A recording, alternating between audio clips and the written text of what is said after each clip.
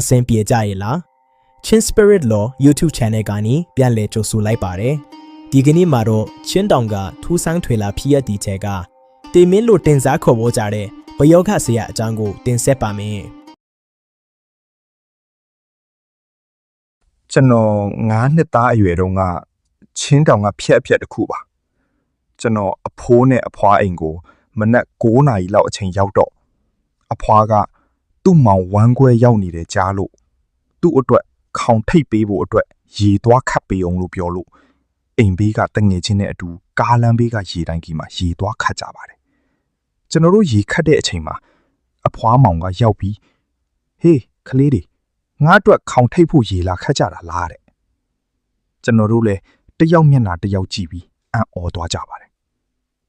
အဖွားအိမ်ပြန်ရောက်ပြီးခေါင်စိန်နေတုန်းအထိသူကမရောက်သေးပါဘူးခေါင်တောက်လို့ရပြီဆိုတဲ့အချိန်ကြာမှသူကရောက်ပါတယ်အိမ်ရောက်တာနဲ့ခေါင်တောက်လို့ရပြီလားလို့မေးတော့အဖွားကငါမောင်ကတော့တိတ်တိတာပဲလို့တူတူနဲ့လူရင်းပြောလိုက်ပါတယ်အမပခုံးထဲမှာတခုခုရှိနေတယ်လို့ပဲအဲ့ဒါကိုကုပေးပါအောင်လို့ပြောတော့ရတယ်ကုပေးမယ်လို့ပြောပါတယ်ပြီးတော့အဖွားကဆက်ပြောပါတယ်ဒီလိုပခုံးမှာနာနေတာတလားလောက်ရှိပြီဘေးရင်းနေမင်းရရချီတာလည်းမပြောက်ဘူးဆိုပြီးအကျိုးအကြောင်းတွေကိုပြောပြလိုက်ပါတော့တယ်အဖွားမောင်ကအရင်ကတည်းကကျွန်တော်တို့နယ်ဘက်မှာနမေကြီးပယောဂဆရာအောက်လန်းဆရာစသဖြင့်နမေကြီးတာပါသူဒီလိုမျိုးပယောဂဆရာမဖြစ်ခင်တရက်အလိုမှာသူ့စီမှာသူ့ကိုစောင့်ရှောက်ပေးလိုတာတွေဖြည့်ပေးဖို့အတွက်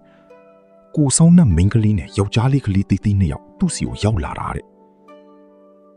သူကအဲ့ဒီကိုဆောင်တဲ့နှစ်ယောက်ကိုသူနဲ့အတူရှိဖို့လက်ခံပြီးနောက်ပိုင်းမှာ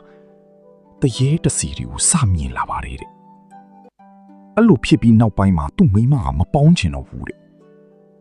ဘလောက်အထိဖြစ်လဲဆိုရင်သူ့မိန်းမကသူ့ကိုခေါင်မိုးအောင်တိုက်ပြီးထမိန်အုပ်တာခေါင်တန်ဆေးမုံနဲ့ဖြန်းတာလုပ်ပေမဲ့ထို့ကူဆောင်တဲ့နှစ်ပါးမပြန်ဘူးသူနဲ့အတူနေတော့တယ်ပြီးတော့ရက်ထင်းရွာထဲမှာဆုံးပါမဲ့လူကိုလည်းမြင်လာတဲ့အထိဖြစ်လာတော့မိမတောင်ရှောင်ထားတယ်လို့ကြားပူပါတယ်သူခရီးသွားရင်ဓာပလိုင်းလွယ်ထားပြီးပလိုင်းဘေးမှာဘူးခါတီ6အသေးနှလုံးကိုချိတ်ထားပါတယ်ဘူးခါ6ထဲမှာရေထည့်ထားပြီးသူ့ကိုဆောင်တဲ့နှစ်ပါးတောက်ဖို့အတွက်ပါတယ်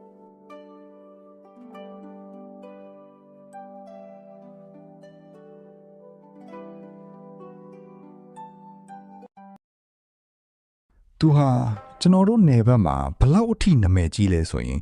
တေမင်းလို့တောင်တင်စားခေါ်ကြတာပါဘာလို့လဲဆိုရင်ပယောဂကြောင့်တေဆုံးခါနီးတယောက်ကိုအသက်ပြန်ရှင်နိုင်အောင်လုပ်နိုင်တယ်လို့ဘလို့မှကူလို့မမိတော့ဘူးဆိုရင်လေသူ့နှလုံးကိုသူကပဲယူပြီးစားတယ်လို့နာမည်ကြီးပါတယ်အပေါ်ကစကားပြန်ဆက်ရမယ်ဆိုရင်အဖွားကသူခံစားရတဲ့ဝေဒနာကိုပြောပြတော့ဇွန်းတစ်ချောင်းချင်းကိုယူခိုင်းလို့ကျွန်တော်ကသွားယူပေးလိုက်ပါတယ်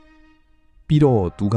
ဂျင်းကိုတကိုက်ကိုက်ဝါပြီးခေါင်းကိုတငုံစာစုပ်ပြီးအဖွားပကုံးပေါ်ကိုထွေးချပြီးမှပကုံးထဲကိုစုံထိုးထည့်ပြီးကလော်ထုတ်ပါတော့တယ်အရင်ဆုံးကြောက်ခဲအလုံးတီးတီးလေးကိုထုတ်ပါတယ်ကြောက်ခဲထုတ်တဲ့အချိန်မှာကြောက်ခဲနဲ့ဇွန်းထိတဲ့အတန်ကိုကျွန်တော်တို့တောင်ကြားရပါတယ်သူကကြောက်ခဲထုတ်ပြီးနောက်တစ်ခုကိုကြံသေးတယ်လို့ပြောပါတယ်နောက်တစ်ခုထပ်ထုတ်တဲ့အချိန်မှာအဖွားကမခံနိုင်လို့អော်ပါတော့တယ်ခဏအကြာမှာတော့ကြက်ချီတော့အယိုကထွက်လာပါတော့တယ်ပြီးတော့မှအဖွားကိုသူမိပါတယ်အမဘသူနဲ့ပြဿနာတက်တီလို့လေမိတော့အဖွားကအတန့်ကြီးစဉ်းစားပြီးမှအနီးကရွာမှာအကျွေးပြန်တောင်းရင်စကားများကြတယ်လို့ပြောပါတယ်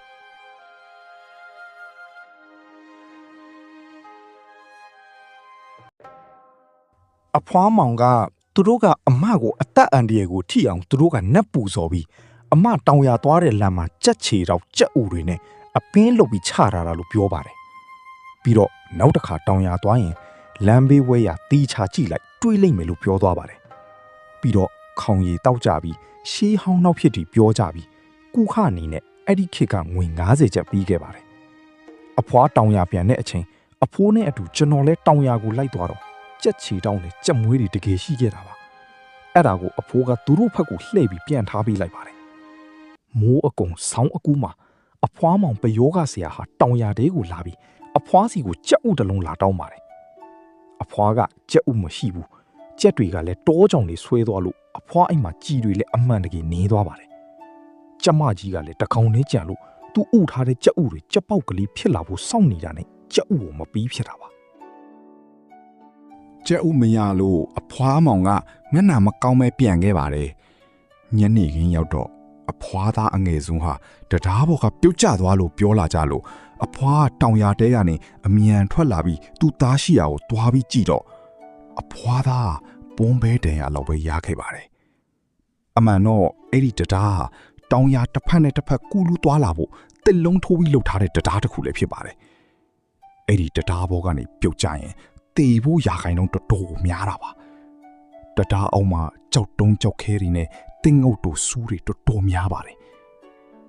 အဖွားညနေခင်းမှာတူတူလေးညီးသွားတယ်သူ့မောင်ကကြည်စားသွားတာလားမသိဘူးတဲ့အကြောင်းအရာထဲမှာထူးခြားတဲ့အချက်လက်တချို့ကိုသတိထားမိပါတယ်1ကိုဆောင်နဲ့ဒို့မဟုတ်နက်ကိန်းချင်းအဖွားမောင်ကပယောဂဆရာမဖြစ်ခင်မှာကလေး2ယောက်သူ့စီရောက်လာတယ်ဆိုတာကနက်ကိန်းတာဒါမှမဟုတ်နက်နိုင် net possession guardian spirits တာမျိုးလို့ယူဆနိုင်ပါတယ်သူကရိုးရိုးပယောဂဆရာထက်ပိုပြီးအာနာရှိတဲ့သူမျိုးဖြစ်နေတာပါနှစ်အောက်လန်းအတက်နဲ့တေမင်းလို့တင်စားခြင်းလူတစ်ယောက်ရဲ့နှလုံးကိုစားတယ်လို့နာမည်ကြီးတာကအောက်လန်းအတက်မှာအင်မတန်အစွမ်းထက်ပြီးကြောက်စရာကောင်းတဲ့အဆင့်တစ်ခုကိုရောက်နေတာကိုပြနေပါတယ်ခန္ဓာကိုယ်ရဲ့အရာဝတ္ထုတွေကိုဇွန်းနဲ့ကလော်ထုတ်တယ်ဆိုတာကလည်းအပင် airports လို့ခေါ်တဲ့မကောင်းစားတဲ့ပညာရက်တွေကိုကုသားပြီးတဲ့နီလန်တစ်ခုဖြစ်နိုင်ပါတယ်